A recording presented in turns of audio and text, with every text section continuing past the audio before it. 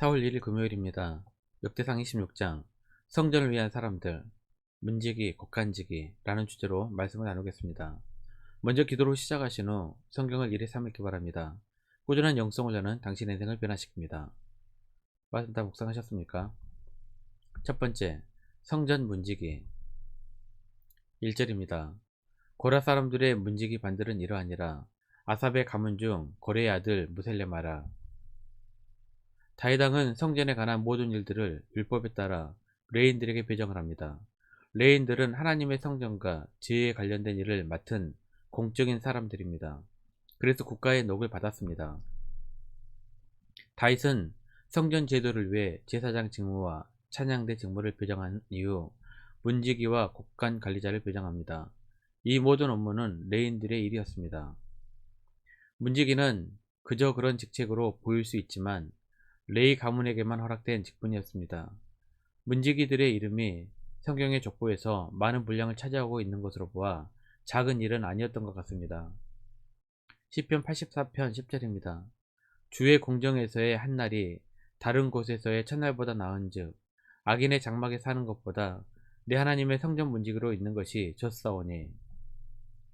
시편의 기자는 성전 문지기의 직책을 호사롭고 사치스럽게 악인의 장막에 거하는 것보다 훨씬 귀하고 가치 있는 일로 여겼습니다.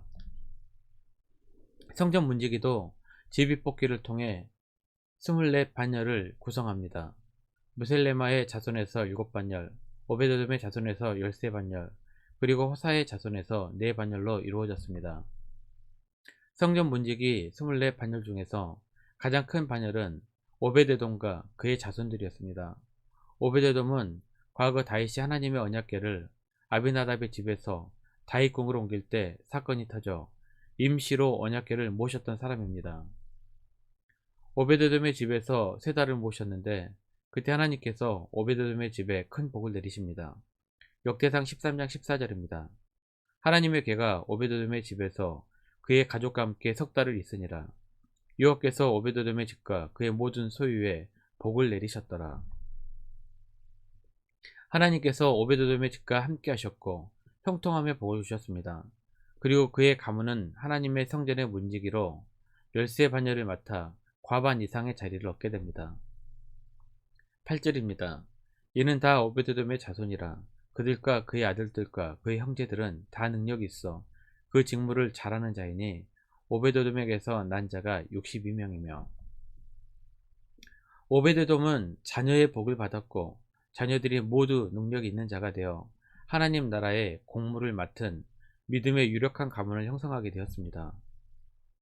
언약궤를 모시는 일에 충성을 하게 되었을 때 하나님께서는 오베데돔에게 더 큰 일을 맡기셨던 것입니다. 마태복음 25장 21절입니다. 그 주인이 이르되 잘하였도다. 착하고 충성된 종아, 내가 적은 일에 충성하였음에 내가 많은 것을 내게 맡기리니 내 주인의 즐거움에 참여할지어다 하고.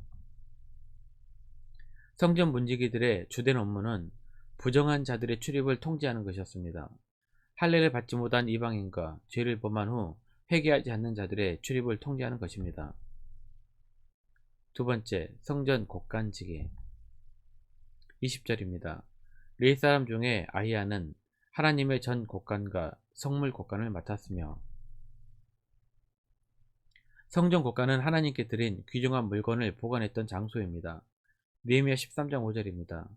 도비아를 위하여 한 큰 방을 만들었으니 그 방은 원래 소재물과 유향과 그릇과 또 레위 사람들과 놀이하는 자들과 문지기들에게 11조로 주는 곡물과 새 포도주와 기름과 또 제사장들에게 주는 거제물을 두는 곳이라. 곡간에 11조와 헌물 그리고 전리품이 보관되었을 것입니다. 곡간은 성전 곡간과 성물 곡간으로 나뉘게 되는데 성물 곡간에는 전쟁에서 얻은 전리품 등이 보관되었습니다. 이방 국가에서 전리품은 왕이나 군인들이 나누어 가졌지만 이스라엘은 승리의 전리품을 하나님께 돌리는 경우가 많았습니다. 역대상 18장 11절입니다. 다윗 왕이 그것도 여호와께 드리되 에돔과 모압과 암몬 자손과 블레셋 사람들과 아말렉 등 모든 이방 민족에게서 빼앗아 온 은금과 함께하여 드리니라. 이스라엘은 여호와의 도우심을 의지하며 전쟁에 임했기 때문에 전리품 또한 하나님께 돌리는 경우가 많았습니다. 이러한 전리품이 성물 곳간에 보관되었고 곳간지기가 관리를 했습니다. 성전 곳간지기는 제사에 필요한 성전 기구들을 보관하고 관리하여 제사 업무에 차질이 없도록 돕는 직무이기에 매우 중요한 직책이었습니다. 뿐만 아니라 성전 일에 관여하는 제사장, 찬양대, 문지기 등의 레인들에게 주는 급여를 관리해야 했기 때문에 누구보다 신뢰할 사람들에게 맡겼을 것입니다. 세 번째, 기타 직무들. 29절입니다. 이스라엘 자손 중에 그나냐와 그의 아들들은 성전 밖에서 이스라엘의 일을 다스리는 관원과 재판관이 되었고, 제사장, 찬양대, 문지기, 곡간지기는 성전에서의 임무였습니다. 그런데 다윗 왕은 성전 밖에서 직무를 수행할 관원들과 재판관들을 레인 중에서 세웠습니다. 관원들과 재판관들은 재판과 행정을 맡았습니다. 레인들은 일반적으로 다른 사람들보다 율법을 잘 알고 있는 사람들입니다. 그래서 하나님의 법 아래에서 하나님의 뜻에 따라 행정과 사법을 수행하고 집행하게 될 것입니다. 이로 보아 다윗의 통치 철학은 하나님 나라였음을 알 수 있습니다. 하나님의 법을 집행하기 위해 율법을 잘 알고 있었던 레인들이 재판과 행정의 업무를 맡았던 것입니다. 30절입니다. 헤브론 자손 중에 하사랴와 그의 동족 용사 1700명은 요단 서쪽에서 이스라엘을 주관하여 여호와의 모든 일과 왕을 섬기는 직임을 맡았으며, 사법과 행정 외에도 치안과 안보 등의 직무에도 신경을 썼습니다. 하나님의 성전이 건축되는 동안 전쟁이나 치안의 공백으로 성전 건축이 중단되지 않도록 빈틈없이 준비를 했습니다. 때문에 솔로몬 시대에 하나님의 성전은 7년 만에 원활하게 완공이 되었습니다.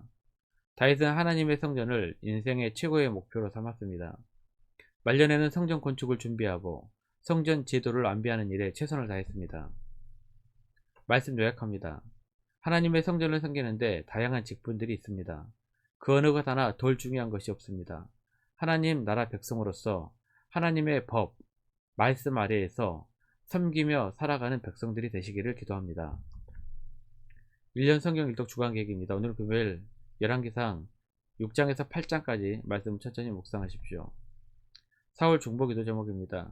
5가지 기도 제목 충분히 기도하시고 교회와 개인 기도의 시간을 가지시기 바랍니다. 가정에서 기도하시기 힘드신 분들은 교회 나오셔서 주중 기도의 시간을 이용하시면 됩니다. 주중 기도의 시간은 새벽 6시부터 밤 10시까지입니다. 하루 30분씩 최선을 다하시길 바랍니다. 그러면 여러분의 삶이 변화될 것입니다. 영상을 다 보신 분들은 확인 문자를 보내시거나 유튜브에 댓글로 달아주시면 정기적인 영성 훈련에 도움이 될 것입니다. 올 하루도 승리하시기를 기도합니다.